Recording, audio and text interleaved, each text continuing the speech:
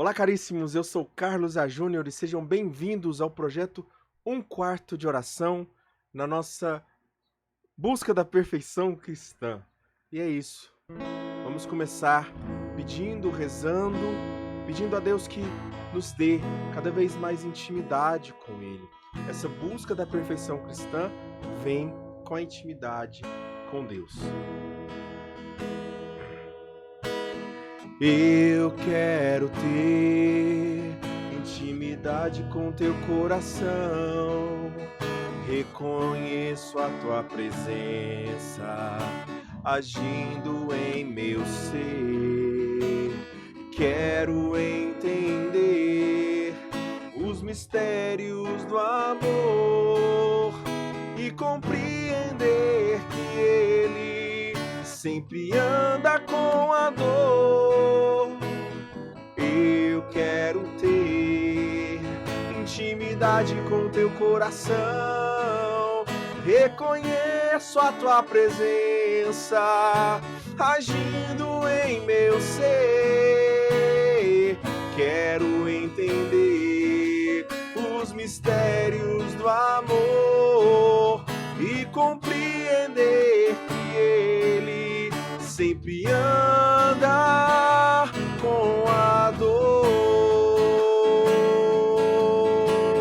Faça o que quiser ser feito em mim. Faz-me tudo, ó meu Deus, faz-me amor. Quero teu querer agindo em mim. Reconheço que sou fraco e preciso do teu amor.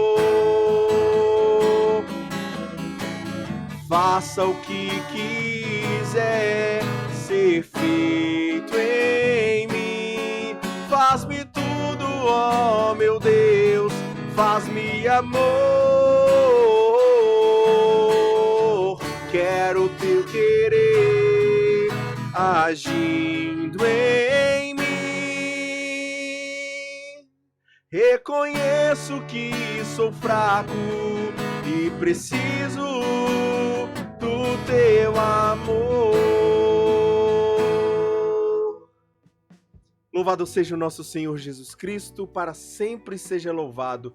Tudo por Jesus e nada sem Maria.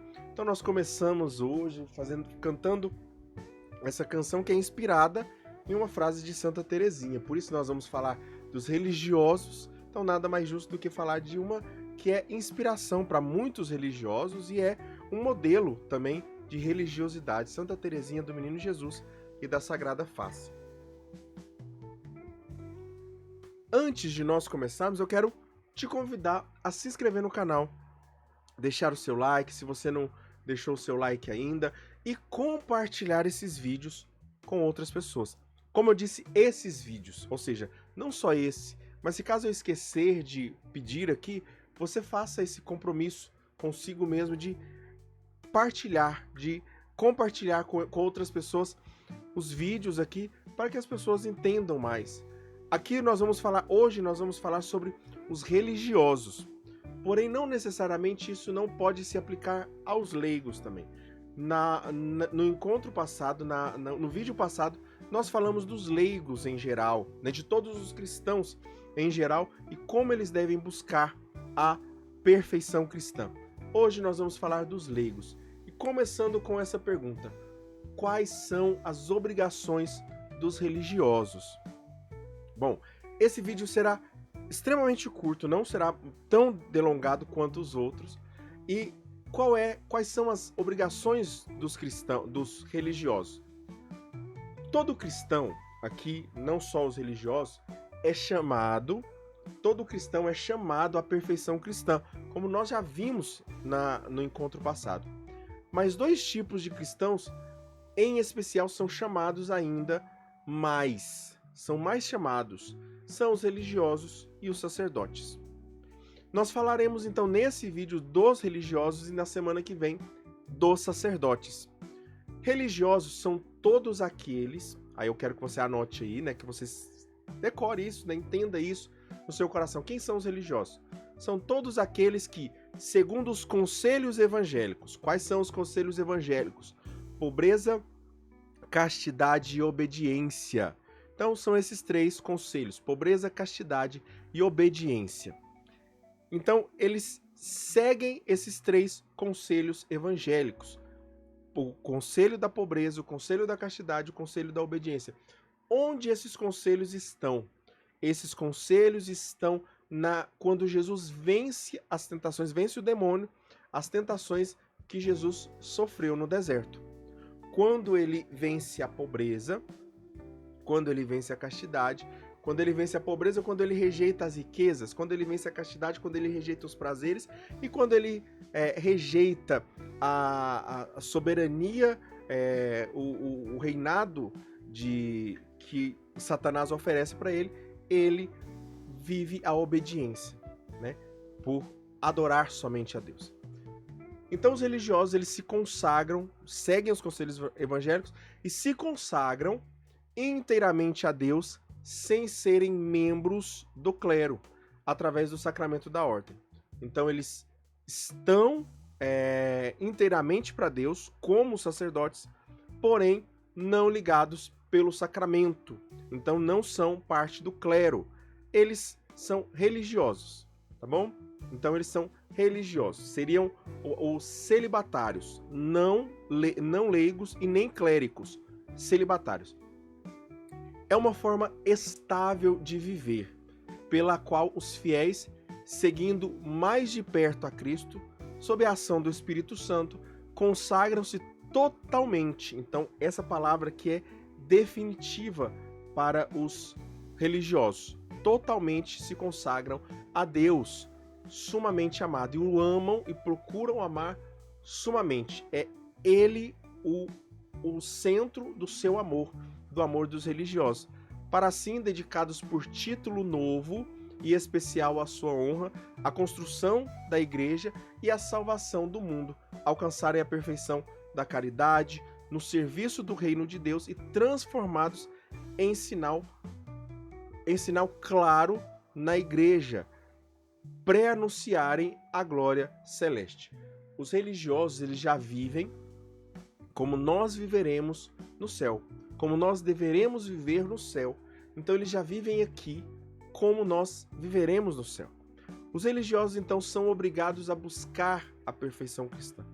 Não é só, e essa obrigação é por conta da própria missão deles, da própria missão que eles se encarregaram, que eles se consagraram, porque eles são exemplo. Como eu disse aqui, eles são um pré-anúncio do reino celeste, da glória celeste. Como eles são esse pré-anúncio, eles precisam ser vistos como perfeitos. Eles precisam, então, buscar a perfeição cristã. Santo Afonso de Ligório não hesita em dizer, e ele fala isso diretamente para os religiosos: peca mortalmente um religioso que forma propósito firme de não buscar a perfeição ou de não fazer caso dela. Então aqui pode se acrescentar também aos sacerdotes, tá bom? O sacerdote ou religioso que não tem firme propósito em buscar a perfeição, ou ele tanto faz, ninguém é perfeito, sabe aquelas pessoas que falam assim, ninguém é perfeito, e ficam laxos na sua vida, e ficam tíbios na sua vida, frios na sua vida de buscar a perfeição cristã. Essas pessoas, se forem religiosas, elas pecam mortalmente por isso. A obrigação dos religiosos de buscar essa perfeição baseia-se em 2 razões principais: através dos seus votos, porque eles fazem votos de buscar a perfeição e serem exemplo para os outros, e também nas suas constituições e regras. A própria regra de toda vida religiosa busca é algo necessário que eles busquem a perfeição cristã. Nós vamos ver então essas duas realidades nesse quesito aqui, tanto o dever derivado dos votos e o dever derivado das constituições e regras, certo? Vamos lá então, deixa eu só mudar aqui e pronto. Quais são os dever derivado dos votos? Aqui eu coloquei a imagem eu tô olhando para cima, mas é para baixo aqui, né? Aqui eu coloquei a imagem do Papa Francisco, né? Acolhendo religiosos, né? Então aqui, qual é o dever? Porque o religioso ele faz dever para alguém superior, né? Normalmente do clero.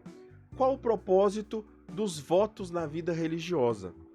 O objetivo dos votos é a entrega e a consagração mais perfeita a Deus. Os votos tornam os atos de virtudes mais perfeitos. Então, os votos eles tornam os atos de virtude mais perfeitos. Então, quando uma pessoa ela tem uma virtude, isso é bom, isso é ótimo. Mas quando ela se compromete a ter essa virtude, porque, por exemplo, se uma pessoa ela tem a virtude da paciência, uma pessoa comum, um leigo, ele tem a virtude da paciência, ele, ok, ótimo. Mas quando essa pessoa ela se compromete a fazer uma coisa, vou usar um exemplo do futebol aqui, quando um jogador ele vai lá e faz 3 gols, beleza. Mas quando o jogador ele se compromete antes da partida a fazer 3 gols e faz, isso é nobre, isso é muito mais... eu ia falar um palavrão aqui, mas você entendeu, né? É ótimo, né? Sem falar palavrões aqui. Então, quando um religioso faz os votos e cumpre, isso é mais perfeito ainda. Isso demonstra uma perfeição ainda maior, adicionando a eles o mérito da virtude da religião, que os liga diretamente a Deus. Os votos, então, suprimem ou diminuem grandes barreiras à perfeição espiritual. Então, eles acabam com as barreiras da perfeição ou até mesmo diminuem também, nesse caso. Então, o que acontece? Quando um religioso faz votos, esses votos são poder para ele conseguir viver os votos. Quais são os 3 votos? Quais são os votos? Nós falamos da pobreza, da castidade e da obediência. Então vamos falar agora dos 3 votos necessariamente. Primeiro, da pobreza. A pobreza implica em renunciar a bens exteriores e no voto solene ao próprio direito de propriedade. Então o religioso, ele, além de renunciar aos bens exteriores, carro, casa, dinheiro, conta no banco, ele não tem todas essas coisas, né? Ele tem para uma organização ali, pode ter para uma organização mas ele não pode acumular riquezas, ele não pode buscar acumular riquezas e nem direito a uma propriedade. Então, se ele tem uma propriedade, ele precisa, antes de se consagrar, doar ou vender essa consagração. E aí ele pode fazer do dinheiro que ele quiser, né? Se ele quiser doar para a instituição ou dar para a família que ele vai deixar, pai, irmão, alguma coisa assim, ele pode fazer, né? Detalhe que o religioso, para entrar, ele não pode ter filhos, né? E se tiver filhos, filhos que sejam para criar. Filhos já crescidos, ele ainda há a possibilidade de ele entrar em uma vida religiosa, certo? No voto simples, renuncia-se ao livre exercício desse direito, dependendo dos superiores. Então ele vai depender daquilo que é da sua ordem religiosa. Esse voto da pobreza ajuda a vencer o amor desordenado às riquezas e às preocupações com bens temporais, liberando o coração para Deus. Então, nós deixamos de... os religiosos deixam de se preocupar com os bens temporais. Você que é leigo, você deve entender isso aqui, né? Às vezes a gente se preocupa com o celular, com o carro, eu preciso, né? isso aqui não é um zelo somente porque é algo, mas é um zelo porque é algo meu e eu dou valor, né? O religioso, ele deve ter esse zelo também, mas ele não tem o zelo porque é dele. Ele tem esse zelo porque é de Deus. Então, se ele tem um carro, se a paróquia tem um carro, né, ou se a instituição que ele está consagrado tem um carro, um celular, entrega um celular para ele, um computador, um instrumento musical, ele coloca o zelo dessa situação. Exemplo, né? Aqui o exemplo não é bom porque ele, além de ser religioso, ele é sacerdote, né? Que é o Frei Gilson. O Frei Gilson, ele tem vários violões, e violões bonitos, violões que são caros mesmo. Mas eu não sei qual é a procedência de se ele ganha, se ele compra, enfim, são violões bons. E e é nobre da parte dele ter o melhor, tá bom? Isso aqui eu não estou criticando, pelo contrário, admiro o trabalho dele por isso, e não só nisso, mas em todas as coisas. Desde que eu o conheço, ele tem essa característica. E ele não tem para ele, não é dele, é da instituição, certo? Então, caso, vamos supor, ele saia da instituição, que eu não me lembro, não me recordo qual que é a instituição, mas se caso ele saia, né, por algum motivo, ele não tem direito de levar nada, é da instituição, certo? Então, esse voto da pobreza, ele ajuda nessa desordem que muitas vezes existe dentro de todo ser humano. De todo ser humano é uma desordem às riquezas. Então, esse voto ele vai ajudar nisso. Esse voto ele também exige sacrifícios, como a perda de segurança, a perda e entender a providência. Quem vive, né, em instituições assim, eles entendem muito melhor o que é a providência de Deus, né? Saber o que Deus... Porque a providência, ela acontece diária. Aquela oração do Pai Nosso, Pão Nosso de cada dia nos dai hoje, é vivida plenamente e diariamente pelos religiosos nas instituições. É vivida diariamente pelos religiosos. Então ela segura esses sacrifícios, ela exige sacrifícios na perda de segurança, na perda de autonomia, nas privações e a humildade de depender dos superiores. Então, se o superior deseja que ele consegue que ele tenha algo, né, para o seu de certa forma, para o seu até uso pessoal, por exemplo, uma escova de dente, uma pasta, alguma coisa assim, né, ele vai depender do superior. Então, assim, é algo que coloca no coração da pessoa uma confiança plena. Eu tô falando isso aqui, parece que é algo distante de você, né? E pode ser algo distante, às vezes até você pode estar se repugnando, mas é assim que religiosos vivem. É assim que religiosos vivem, né? Pelo menos a grande maioria deles deveria, aliás, quase todos, perdão, todos deveriam viver assim, né? Eu vou corrigir finalmente aqui. Todos deveriam viver, mas exatamente tem algumas características que mudam, mas precisa ser tudo avaliado. Então, o religioso, ele já vive aqui a questão da obediência, quando ele se submete nas suas riquezas aos seus superiores. E quando eu falo superiores, eu não estou falando de pessoas, mas eu estou falando da instituição, certo? Além do voto da pobreza, nós temos a da castidade, que não é algo... Então entenda, isso aqui, eu não estou falando que é só o religioso que pode viver. Não. Todos nós somos chamados a esses votos. Todos nós somos chamados a viver.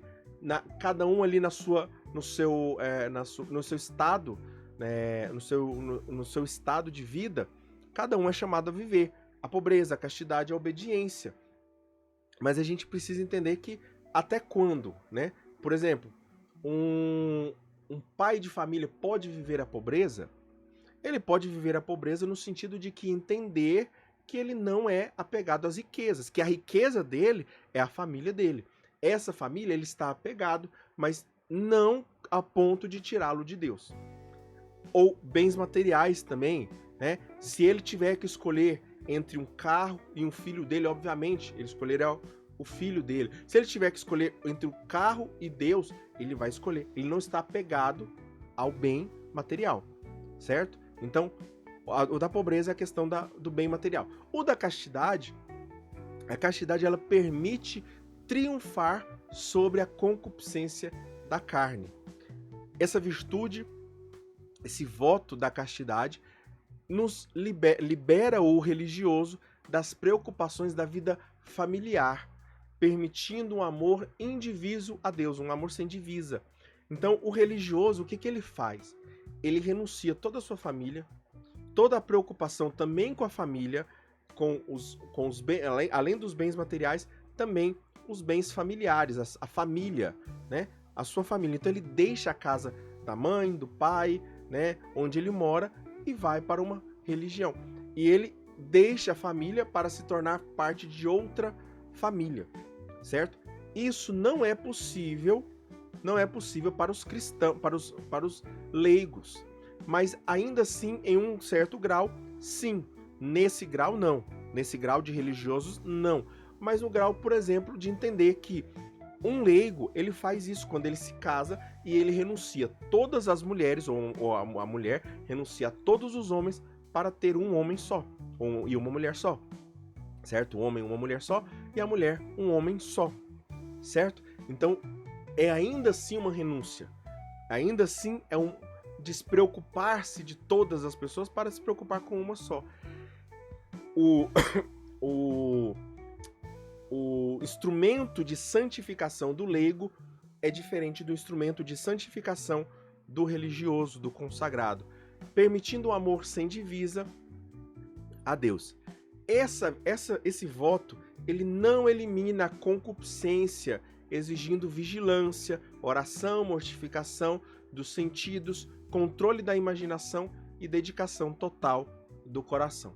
Então, o religioso é chamado a essa dedicação total, essa vigilância, sempre, porque sempre será tentado. Sempre será tentado. Toda pessoa é tentada para cair na castidade. Toda pessoa é tentada para cair na castidade. Alguns mais, outros menos. Eu tenho para mim uma teoria que ainda não fui confirmado com nenhum santo que eu já li, tal, mas eu acredito que a castidade ela é como um grande corredor com várias portas. Talvez eu já deve ter falado aqui. Um grande corredor com várias portas. E quando você abre uma porta, né, a pessoa que olha pela primeira vez com desejo por uma outra mulher, ou um homem, né, que olha por um desejo por outra mulher, ele abre aquela porta. Depois ele tem mais uma outra porta. Então gradualmente ele pode ir crescendo, e aquelas portas não se fecham mais, depois de abertas, elas nunca mais se fecham.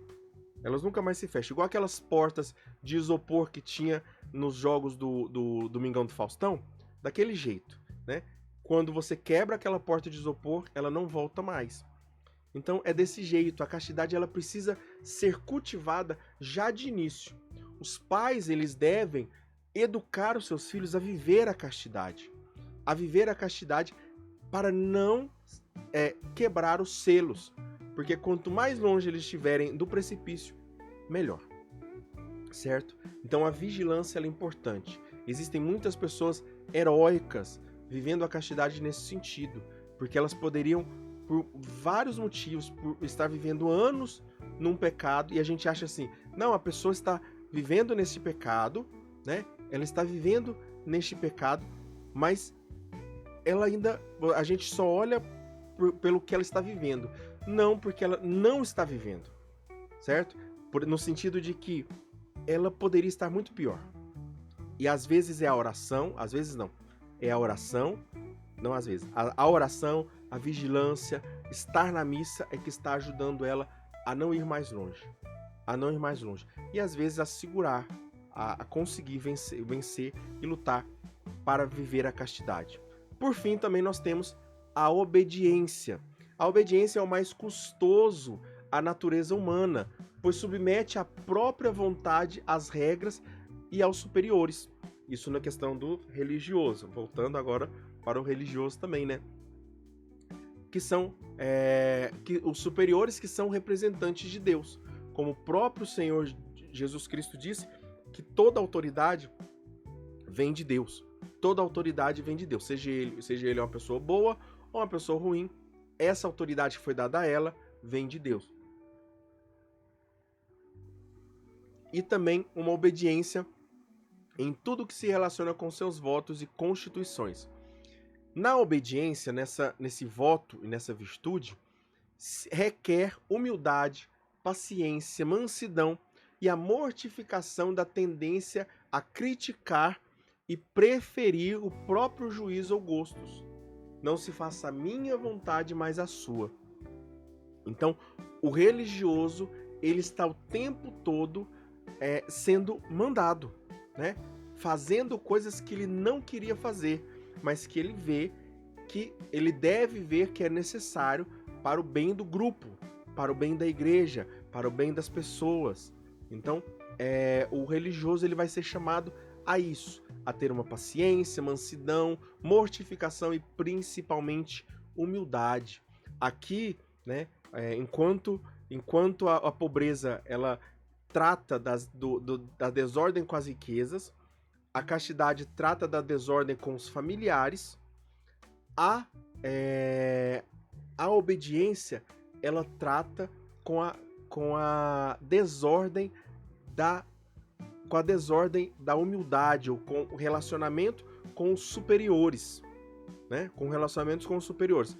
Basicamente é você pensar o seguinte: a pobreza ela é aquilo que a nossa desordem é aquilo que está abaixo de nós, as coisas. A castidade é aquilo que está, a desordem é aquilo que está ao nosso lado, as pessoas, ou seja, que são nossos iguais. A obediência é a desordem, luta contra a desordem, nos ajuda na luta contra a desordem daquilo que está acima, certo? Conseguiram entender isso aqui? Acho que essa explicação fica ótima também. Então, na humildade, nessa humildade é que o religioso vai vencendo na obediência. Vencer essas inclinações e submeter à vontade é rumar, ou seja, seguir em caminho para a perfeição e um sinal de crescimento na caridade. O religioso, então, ele é chamado a uma fidelidade a esses votos da castidade, da pobreza e da obediência. A fidelidade aos votos implica não só a prática da pobreza, da castidade e da obediência, mas também de outras virtudes necessárias para guardá-la, outras virtudes não menores, mas menos destacáveis, mas que são importantes, e que cada um vai, pela oração, pelo discernimento, entendendo o que é que precisa, o que é que não precisa ser feito. O religioso ele também deve comprometer-se com os votos em assumir um grau de perfeição incomum, o que é resultado direto de uma observância das constituições da ordem religiosa. Para finalizarmos, nós vamos falar sobre dever derivado das constituições. Então, dos votos, isso é basicamente uma regra para todos os sacerdotes. Para os religiosos, além disso, tem as constituições. As constituições e as regras. O que são regras? Ao entrar para uma vida religiosa, o indivíduo se compromete a observar regras e constituições que visam a santificação dos membros, certo? Então, por exemplo, acordar às 3 da manhã, fazer a liturgia das horas, participar de algum evento. Então, assim, são coisas que vão sendo colocadas ali, ou fixas ou móveis, mas vão sendo colocadas para que o religioso viva e para o bem comum, para entender o bem comum. Essas regras, esses regulamentos, eles detalham as virtudes a serem praticadas. Eu já tive acesso a um dessas regras ainda não era uma vida religiosa, não era um lugar de vida religiosa, uma comunidade de vida religiosa, era uma comunidade de leigos consagrados, né? Apesar que não existe o leigo consagrado, né? Eles se denominavam leigos consagrados, mas ou é leigo ou é consagrado, certo? Então, era uma comunidade de leigos, e esses leigos, eles viviam tinham regras ali, tinham regras, o que rezar, o itinerário para rezar, né, um meio para rezar, a quem eles deveriam se submeter, quando eles precisassem de alguma coisa, a quem eles deveriam procurar, e assim por diante. Eram cargos, não pessoas, né? O cargo de fulano de tal, cargo, né, alguma coisa assim.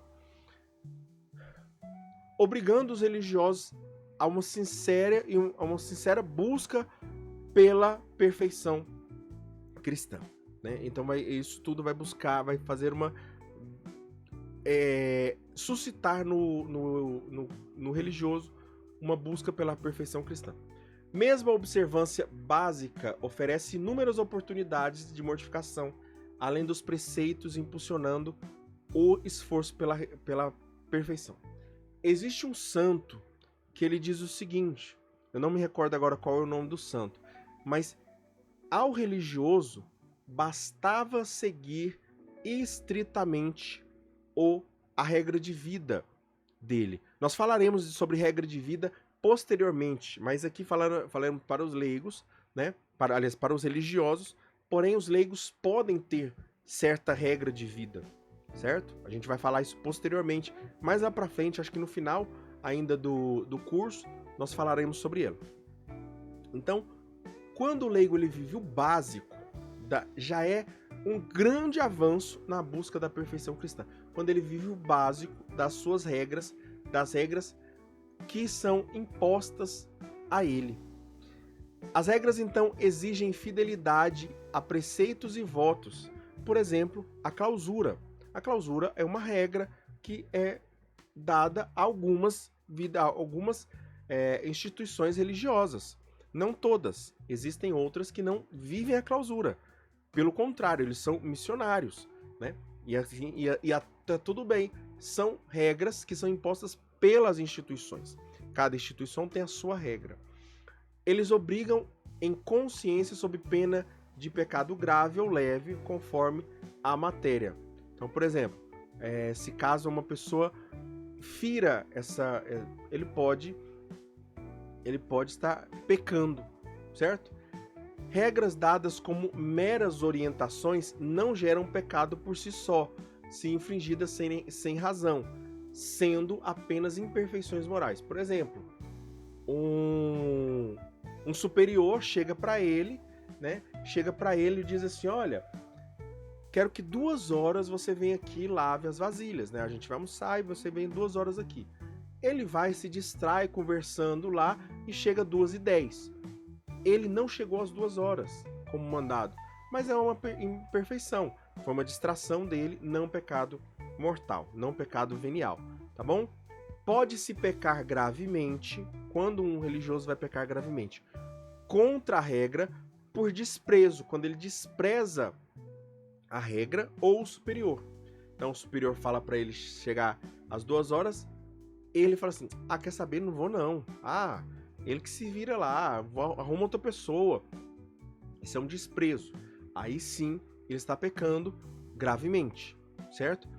Ou levemente, por negligência voluntária, ou por uma paixão, alguma coisa assim, ele esqueceu, uma desatenção, né, que seria uma paixão também, ele se esqueceu, porque ele se fixou, ele teve uma atenção em outra coisa que não ao seu exercício, ao que era necessário, né? Violações frequentes e deliberadas, ou seja, todo dia, toda vez na escala dele, existem escalas também, né? Você vai para o cultivo, você vai para vasilhas, você vai para a rua, vai para fazer as missões na rua. Cada um tem a sua regra, cada um tem o seu exercício, a sua demanda para fazer, como uma empresa, porém sem fins lucrativos. Então, essas violações, se elas começam a ser frequentes e deliberadas, ou seja, de vontade própria, podem se tornar pecado grave, devido ao escândalo, porque isso gera uma visão para as outras pessoas, ou um prejuízo para a alma do infrator. Os superiores, então, eles têm o dever. Quais são os deveres dos superiores? Né? Nós falamos aqui do dever dos religiosos, desse compromisso, né, dos inferiores, vamos dizer assim. Agora o dever dos superiores e a atitude do verdadeiro religioso.